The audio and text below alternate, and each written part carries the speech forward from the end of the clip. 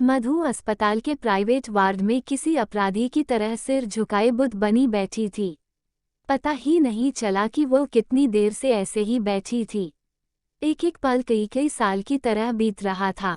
उसे रह कर पिछले कुछ महीनों की उथल पुथल भरी घटनाएं भुलाए नहीं भूल रही थीं। मधु की नौकरी जब शहर की एक बड़ी कंपनी में लगी थी तो घर में खुशी का माहौल था, लेकिन साथ ही मम्मी पापा को यह चिंता भी थी कि अपने शहर से दूर उस अनजान बड़े शहर में बेटी को कैसे भेजें। आखिर वह वहाँ कैसे रहेगी। फिर उसने ही मम्मी पापा का हौसला बढ़ाया था और कहा था कि शहर भेज रहे हैं या जंगल में। लाखों लोगों में आपकी बेटी अकेले कैसे रहेगी। उस जैसी और भी बेटियां वहाँ होंगी या नहीं।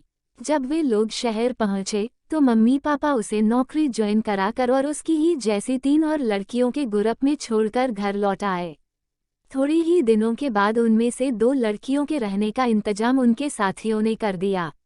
मधु और एक दूसरी लड़की, जिसका नाम प्रीति था, भी इसी कोशिश में लगी थी कि रहने का कुछ ठीक से इंतजाम हो जाए तो जिंदगी धर्रे पर आ जाए। एक दिन मधु और प्रीति कंपनी में कैंटीन से लौट रही थीं तो स्मोकिंग जोन से एक लड़की ने मधु का नाम लेकर आवाज लगाई। वह ठिठक गई कि यहाँ कौन है जो उसे नाम लेकर आवाज लगा रहा है। मधु ने उधर देखा तो एक स्मार्ट सी दिखने वाली लड़की, जिसके हाथ में सिगरेट थी, उसे बुला रही थी। वे दोनों बिना कुछ सोचे उसके पास चली गईं। मैं श्वेता हूँ, सुना है कि तुम रहने की जगह देख रही हो। मेरे पास जगह है, उस लड़की ने सिगरेट के धुएं का छल्ला छोड़ते हुए कहा। हाँ, लेकिन आप। मधु को कुछ सूझ नहीं रहा था कि वह क्या बोले। ऐसी ही हूँ मैं, कल मैं इसी समय इधर ही मिलूंगी, सोचो और फैसला लो। उस लड़की ने सिगरेट का आखिरी कश जोर से खींचा और वहां से चली गई। वे दोनों उसे देखती रह गईं। उन्होंने श्वेता के बारे में पता किया तो पता चला कि वो खुली सोच वाली लड़की है, पर है दिल की साफ। साथ ही यह भी कि वह तलाकशुदा माता पिता की एकलौती औलाद है, इसीलिए इतनी बिंदास है। उसके पास अपना फ्लैट भी है, जिसे वह नए आने वालों से शेयर करती है। मधु और प्रीति को तो जैसे मनचाही मुराद मिल गई। उन्होंने फ्लैट देखा और पसंद आने पर उसके साथ रहने लगी। एक दिन श्वेता की तबीयत ठीक नहीं थी, इसलिए वह उस दिन दफ्तर नहीं गई। जब शाम को मधु और प्रीति घर लौटी तो उन्होंने श्वेता के साथ एक लड़के को बैठे देखा। श्वेता ने बताया कि वो लड़का उसका दूर का भाई है और अब उनके साथ ही रहेगा। ये सुनकर मधु और प्रीति उस पर काफी नाराज हुई, लेकिन श्वेता इस बात पर अड़ी रही कि वह उसके साथ ही रहेगा। उसने तो यहाँ तक कह दिया कि वे चाहे तो अपने रहने का इंतजाम दूसरी जगह कर सकती हैं। ये सुनकर वे सन्न रह गईं। इसके बाद मधु और प्रीति डरी सहमी उनके साथ रहने लगीं। उन्होंने देखा कि श्वेता का वह दूर का भाई कुछ दिन तो बालकनी में सोता था, लेकिन बाद में वह उसके बेडरूम में ही शिफ्ट हो गया। जब उन्होंने एतराज किया तो श्वेता बोली, मेरा रिश्तेदार है और मेरा ही फ्लैट है, तुम्हें क्या दिक्कत है। श्वेता का ये रूप देखकर मधु को उससे नफरत हो गई। वैसे मधु के सीधे सहज स्वभाव के चलते श्वेता उससे उतनी नहीं खुली थी, लेकिन प्रीति से वो खुली हुई थी। वह उसको अपने दैहिक सुख के किस्से सुनाती रहती थी। कई बार मधु को भी यही सब कुछ दिखाती सुनाती। मधु थोड़ी असहज हो जाती। एक दिन मधु, प्रीति और श्वेता दोनों पर इन बातों के लिए खासा नाराज हुई। आखिर में किसी तरह प्रीति ने ही बात संभाली। मधु ने उसी समय ये तय किया कि वह अब इन लोगों के साथ नहीं रहेगी। वह अगले दिन दफ्तर में पापा की तबीयत खराब होने का बहाना करके अपने शहर चली गई थी। घर के लोग मधु के तय समय से 15 दिन पहले ही अचानक आ जाने से खुश तो बहुत थे, पर समझ नहीं सके थे कि वह इतने दिन पहले कैसे आई थी। लेकिन उसने उस समय घर वालों को यह नहीं बताया कि वह किस वजह से आई थी। कुछ दिन वहां रुककर मधु वापस आ गई। उसने प्रीति को रेलवे स्टेशन से ही फोन लगाया। उसने बताया, तेरे जाने के बाद अगले दिन ही मैं भी अपने शहर चली गई थी, क्योंकि श्वेता और उसके भाई के साथ रहना मुझे बहुत भारी पड़ रहा था। मेरे घर वाले मुझे नौकरी पर नहीं जाने दे रहे हैं। ये सुनकर तो मधु के पैरों तले जमीन खिसक गई। उसे कुछ भी सूझ नहीं रहा था कि क्या करे क्या न करे। एक मन कर रहा था कि ट्रेन में बैठकर घर लौट जाए, लेकिन वह नहीं गई। मधु ने असीम को फ़ोन लगाया। वो उसके साथ दफ्तर में काम करता था। मधु ने रोना सा होते हुए बात की तो उसने हिम्मत दी, फिर रेलवे स्टेशन आ गया।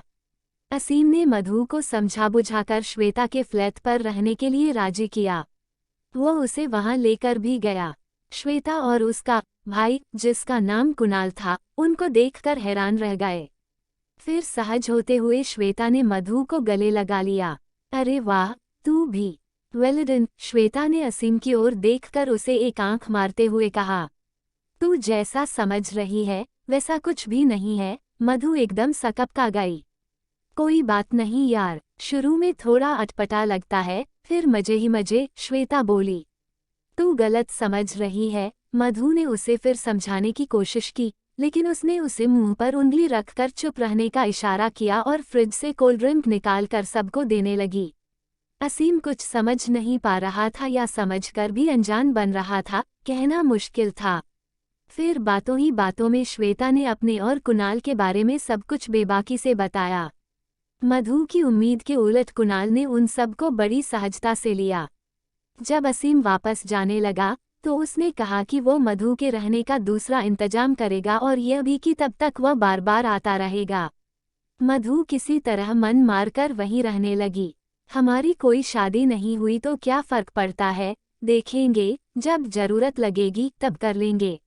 ऐसे रहने में क्या बुराई है, श्वेता अक्सर मधु से बातें करते हुए कहती थी। मधु को कई बार यह भी लगता था कि वह सच ही तो कह रही है। एक दिन मधु शाम को दफ्तर से घर लौटी तो पाया कि श्वेता और कुणाल ब्लू फिल्म देख रहे थे। मधु को लगा जैसे वो उन दोनों का बेडरूम ही हो। उनके कपड़े यहाँ वहाँ बिखरे पड़े थे। शराब की बोतल मेज पर खुली रखी थी। वे दोनों उस फिल्म में पूरी तरह डूबे हुए थे। अजीब सी आवाज़ों ने मधु को असहज कर दिया था। वह जल्दी से अपने कमरे की ओर बढ़ी तो श्वेता ने उससे कहा, हमारे साथ बैठो और जिंदगी का मजा लो। मधु ने उसे अनसुना करके खुद को कमरे में बंद कर लिया। फिर यह सिलसिला चलने लगा। असीम भी अक्सर वहीं आ जाता था। मधु आखिर कब तक अपने को बचा पाती। उस पर भी उस माहौल का असर होने लगा था। अब वह भी यह सब देखने सुनने में मजा लेने लगी थी।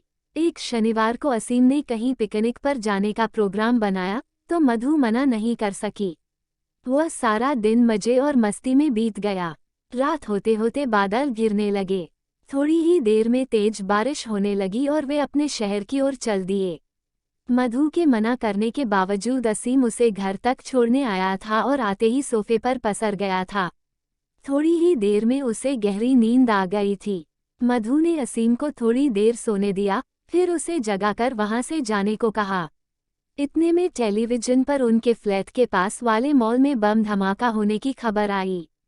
पुलिस हरकत में आती तब तक वहां दंगा शुरू हो गया था। श्वेता और कुणाल खुश हो रहे थे कि दंगा होने से कंपनी से छुट्टी मिलेगी और वे मजे करेंगे। असीम वहां से न जा पाने के चलते बेचैन था और मधु उससे भी ज्यादा परेशान थी कि आखिर रात को वह कहाँ रुकेगा। असीम ने जाने की कोशिश की और मधु ने उसे भेजने की, पर पुलिस ने शहर के हालात का हवाला देकर उसकी एक नहीं सुनी। उसे वहीं रुकना पड़ा। मधु न जाने क्यों मन ही मन डर रही थी। श्वेता और कुणाल सोने चले गए थे। मधु ने असीम को चादर तकिया देकर सोफे पर सोने को कहा, फिर वह भी सोने चली गई। अचानक मधु की नींद खुली तो देखा कि असीम उसके जिस्म से खेल रहा था। वह चीख पड़ी और जोर से चिल्लाई। असीम ने उसे चुप रहने को कहा और उससे जबरदस्ती करने लगा। मधु किसी कातर चिड़िया की तरह तड़पती ही रह गई और असीम एक कामयाब शिकारी जैसा लग रहा था। मधु चिल्लाते हुए ड्राइंग रूम में और उसके बाद उसने श्वेता के बेडरूम का दरवाजा जोर से बजाया। श्वेता और कुणाल तकरीबन अधनंगे से बाहर आए। वह उन्हें देखकर असहज हो गई और सब कुछ बताया। तुम जरा सी बात के लिए इतना चीख रही हो, श्वेता बोली। फिर उसने कुणाल के कंधे पर सिर रखा और बोली, चलो अपना अधूरा काम पूरा करते हैं। वे दोनों अपने बेडरूम में चले गए। मधु नीचे फर्श पर बैठी रो रही थी। वहाँ कोई नहीं था जिस पर वह भरोसा करती और जो उसे दिलासा देता। फिर वह अपने आप को किसी तरह संभालने की कोशिश कर रही थी कि उसने अपने माथे पर किसी का हाथ महसूस किया। देखा तो असीम था। उसने उसका हाथ झटक दिया और उसे बेतहाशा पीटने लगी। असीम उसकी मार सहता हुआ थोड़ी देर तक खड़ा रहा। मधु थकहार कर निढाल होकर बैठ गई। लो, पानी पी लो। असीम पानी का गिलास लिए खड़ा था। मधु ने जोर से झटक कर गिलास फेंक दिया। लो, पानी पी लो। असीम फिर से गिलास में पानी भर कर लाया था। मधु ने जलती आंखों से उसे देखा तो एक पल के लिए वह सहम गया। फिर उसने मधु के मुंह से गिलास लगा दिया। मधु ने पानी पीकर उससे पूछा, तुमने ऐसा क्यों किया? असीम ने उसे बड़े प्यार से समझाते हुए कहा, क्या मुझसे शादी करोगी? मुझे नहीं करनी किसी फरेबी से शादी। मैं पुलिस के पास जा रही हूँ। मधु हिम्मत करके उठी। शौक से जाओ, कहकर असीम ने फ्लैट का दरवाजा खोल दिया। मधु बिल्डिंग के बाहर आई। उसे देखकर दरबान चिल्लाया, मेम साहब अंदर जाए। पुलिस को देखते ही गोली मार देने का आदेश है। तब मधु को उससे पता चला कि शहर के हालात कितने खराब हो गए थे। वह थक-हार कर वापस आ गई। मधु कुछ दिनों तक गुमसुम रही, लेकिन श्वेता के कहने पर वह असीम के साथ लिव इन रिलेशन में रहने लगी।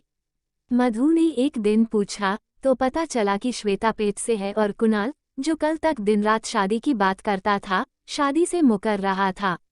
जब श्वेता उससे शादी के लिए बार बार कहने लगी तो वह उसे मारने पीटने लगा। ये देखकर मधु दौड़ी और उसने कुणाल को रोका। उसने उन दोनों को समझाने की कोशिश की, पर वे अपनी अपनी बात पर अड़े हुए थे। जब श्वेता कुणाल पर ज्यादा दबाव डालने लगी तो वह शादी करने से एकदम मुकर गया और कभी शादी न करने की बात कहकर वहां से चला गया। मधु और श्वेता उसे रोकती रह गईं। श्वेता किसी घायल पक्षी की तरह तड़पती रह गई। मधु को उसकी यह हालत देखकर दया भी आई और गुस्सा भी। श्वेता की इस अनचाही खबर के कुछ दिन बाद ही मधु को भी यह एहसास हुआ कि वह भी पेट से है। तब उसके पैरों तले जमीन खिसक गई। उसने असीम से यह खुशखबरी कही तो उसने लापरवाही से कहा, ठीक है, देखते हैं कि क्या हो सकता है। मतलब, हम जल्दी ही शादी कर लेते हैं, मधु ने खुशी से कहा। अभी हम शादी कैसे कर सकते हैं? अभी तो मेरा प्रोजेक्ट चल रहा है। वो पूरा होने में 1 आध साल लगेगा, उसके बाद देखा जाएगा, असीम बोला।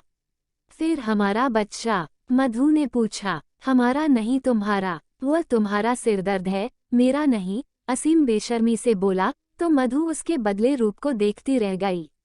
मधु जब असीम से शादी करने के लिए बार बार कहने लगी तो एक दिन वह भाग गया।